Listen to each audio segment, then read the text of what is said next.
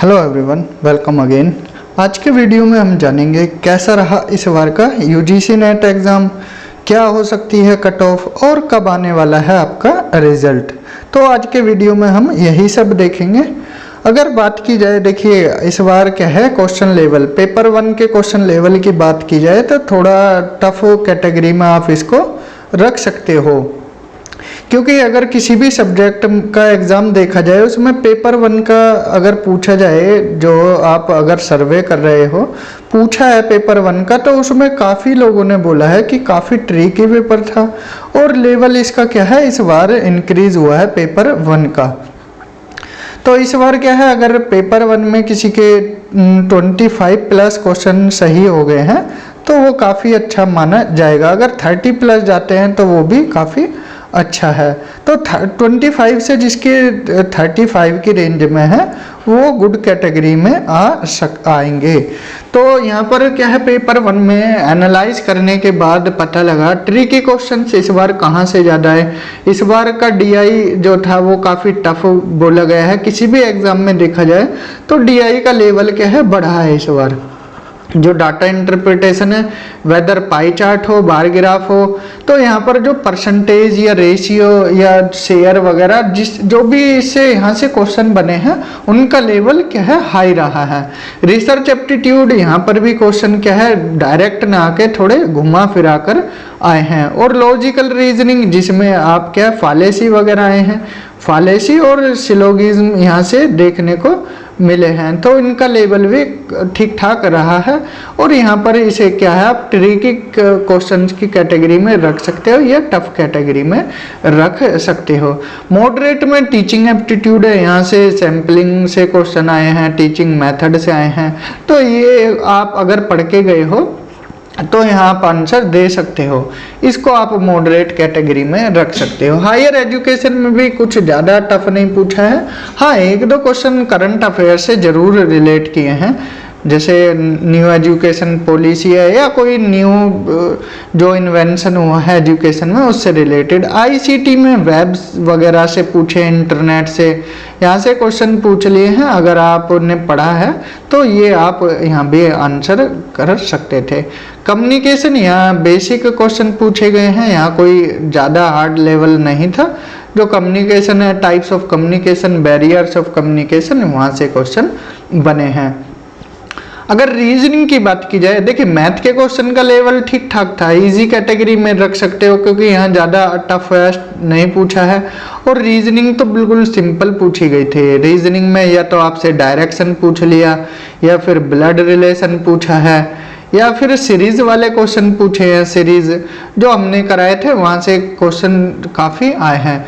Comprehension, अगर आप की कमांड रीडिंग पर है तो कॉम्प्रिहेंशन को भी आप इजीली कर ले जा सकते थे। हाँ, एनवायरनमेंट को आप इजी न रख के थोड़ा मॉडरेट भी रख सकते हो, क्योंकि 2 से 3 क्वेश्चन यहाँ सीए से आए हैं, करंट अफेयर से पूछे गए हैं।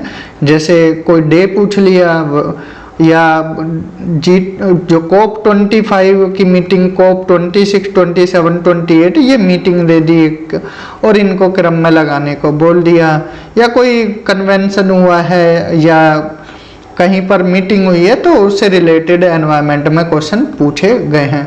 तो जो पेपर 1 का लेवल है वो क्या है, आप इसको 35 से, अगर 25 से 35 की रेंज आ रही है आपकी तो वो काफ़ी अच्छा माना जाएगा। अगर क्वेश्चन लेवल की बात की जाए पेपर 2 में, देखिए पेपर 2 में 70 प्लस पेपर्स हैं। अब यहाँ 70 प्लस तो डिस्कस नहीं कर सकते।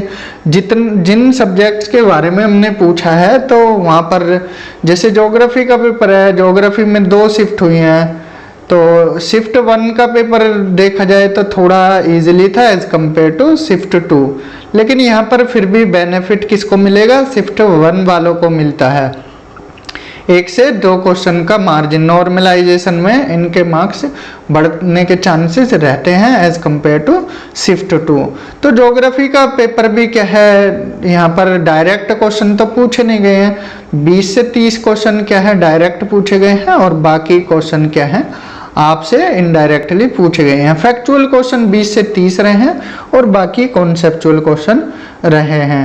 उसके बाद बात की जाए हिंदी की, हिंदी का लेवल इस बार अगर कंपेयर करें पिछली बार से तो इस बार का लेवल बढ़ा है। अगर आपके पिछली बार 70 प्लस क्वेश्चन बने हैं तो इस बार 60-65 के रेंज में ही क्वेश्चन बन पाए हैं।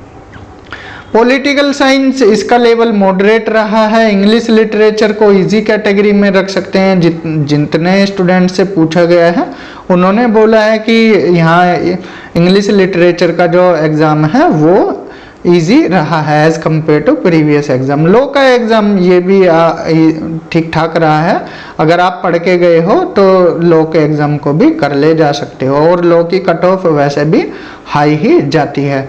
हिस्ट्री का ये अगर कंपेयर की जाए तो पिछली बार से तो हिस्ट्री का भी लेवल इस बार ठीक ठाक रहा है। लेकिन हाँ, पेपर 1 में जितने भी एग्ज़ाम हैं अगर पेपर 1 सबका बिगड़ा है तो कट ऑफ क्या है देखते हैं कितनी रहने वाली है। तो हिस्ट्री का यहाँ पर भी ये भी ठीक ठाक कैटेगरी रहा है।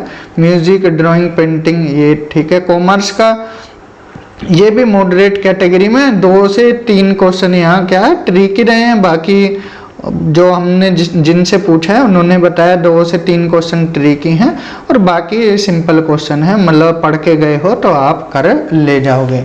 तो ये हमने जितने 8-9 एग्ज़ाम हैं इनके बारे में पूछा है। तो जिनसे भी पता लगा है हमने यहाँ पर ये बता दिए हैं 9 एग्ज़ाम्स के बारे में। अगर कट ऑफ की बात की जाए एक्सपेक्टेड ही बता सकते हैं, बाकी तो यूजीसी पर डिपेंड करता है यूजीसी कितना कट ऑफ रखती है। यहाँ हम एक्सपेक्टेड की बात करेंगे। अगर आपके 100 क्वेश्चंस हैं और जनरल कैटेगरी है और बाकी देखिए सब्जेक्ट पर भी डिपेंड करता है। अगर हिस्ट्री की कट ऑफ देखी जाए तो हिस्ट्री में क्या है 55% पर ही 55 से 60% पर जेआरएफ के चांसेस रहते हैं।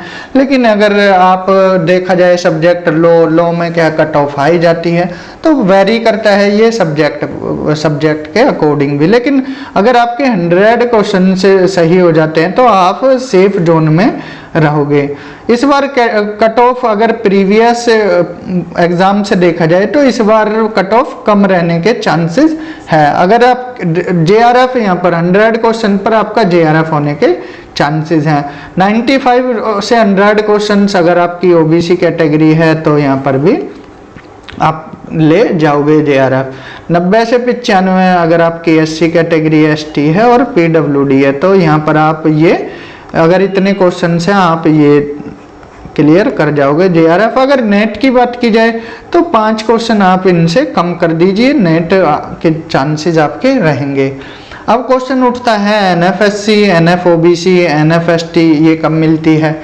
देखिए अगर सपोज कीजिए आपका रिजल्ट आ गया, आज के दिन आ गया, मान लो, ये सिर्फ मान लो, अगर आपका रिजल्ट आ गया तो इससे 10-15 दिन बाद क्या है एक लिस्ट और जनरेट होती है जिसमें क्या है 1500 से 2000 स्टूडेंट्स के बीच की लिस्ट लगती है। ये ओवरऑल सब्जेक्ट्स की होती है। अगर आपकी कैटेगरी ओबीसी है तो उसकी कट ऑफ लगेगी, वो ये लिस्ट आएगी। अगर सपोज कीजिए आपका एक क्वेश्चन से जेआरएफ रह गया और नेट है तो आपके चांसेस रहेंगे ओबीसी जो एनएफ ओबीसी मिलती है उस कैटेगरी में आने के। और इसमें क्या होता है जो जेआरएफ में अमाउंट मिलता है, जेआरएफ में कितना अमाउंट मिलता है अभी 31,000 ये है और बाकी जो एचआरए वगैरह है वो कंटिजेंसी, तो ये मिला के काफ़ी बढ़ जाता है। एचआरए भी इंक्रीज होने वाला है तो 40 के अराउंड आपको मिलने के यहाँ पर 40,000। और ये एनएफएससी, एनएफओबीसी यहाँ पर भी आपको क्या है इतना ही इक्वल अमाउंट मिलता है, जितना जेआरएफ में मिलता है उतना ही इसमें मिलता है। अगर आपको देखिए नेट नहीं हो पाया, नेट हो गया और जेआरएफ नहीं हो पाया तो उदास मत होना, आपके क्या है चांसेस रहते हैं एनएफएससी, एनएफओबीसी, एनएफएसटी में आने के। तो इसलिए आप बिल्कुल भी टेंशन न लीजिए और जो आपने एग्जाम दिया है आपकी, बाकी तो देखिए 80% रिजल्ट आपका आंसर की ही बता देती है कि आपके कितने क्वेश्चन सही हुए हैं और उसी से आइडिया मिल जाता है। बाकी जो मार्जिन पर हैं उनमें क्या है थोड़ा असमंजस की स्थिति बनी रहती है कि जेआरएफ होगा, नेट होगा या फिर अच्छी परसेंटाइल आएगी। तो ये एक्सपेक्टेड कट ऑफ है, और अगर ये इतने क्वेश्चन आपके बन रहे हैं इस कैटेगरी में तो आपका JRF के चांसेस हैं, और अगर इससे 2-3 क्वेश्चन कम है तो नेट आपका होने के चांसेस रहते हैं। और नेट हुआ है तो बिल्कुल टेंशन ना लीजिएगा, और बाकी आपका JRF भी हो सकता है। JRF means NF SC category है, NF OBC है, NF ST है, तो आपको सेम अमाउंट मिलेगा आफ्टर एडमिशन इन PhD। अब एक सवाल और उठता है, UGC नेट रिजल्ट कब तक आ सकता है। देखिए अभी हाल ही में प्रोविजनल आंसर की आई है। अब प्रोविजनल आंसर की के जो टाइम था वो ख़त्म हो गया है। जो आपके डाउट, मान लो आपको किसी भी क्वेश्चन में क्या है डाउट था कि ये हमारा सही है, तो अपने कल तक लास्ट डेट थी, भेज दिए। अब क्या है, जो रिजल्ट और फाइनल आंसर की एक साथ आएगी, तो इसके चांस रहेंगे आपके 1 अप्रैल से लेकर 8 अप्रैल के बीच में कभी भी रिजल्ट आ सकता है। 1 अप्रैल से लेकर 8 अप्रैल तक आपका रिजल्ट आ सकता है। और दुआ करते हैं आप सभी का JRF हो और आप एक अच्छे इंस्टीट्यूट में एडमिशन लेकर अपनी रिसर्च कंटिन्यू करें। तो आज के लेक्चर में हमने नेट के बारे में जाना, क्या कट ऑफ रह सकती है, कैसा एग्जाम पैटर्न रहा, रिजल्ट कब तक आ सकता है। तो इस लेक्चर में इतना ही। Thank you, have a good day.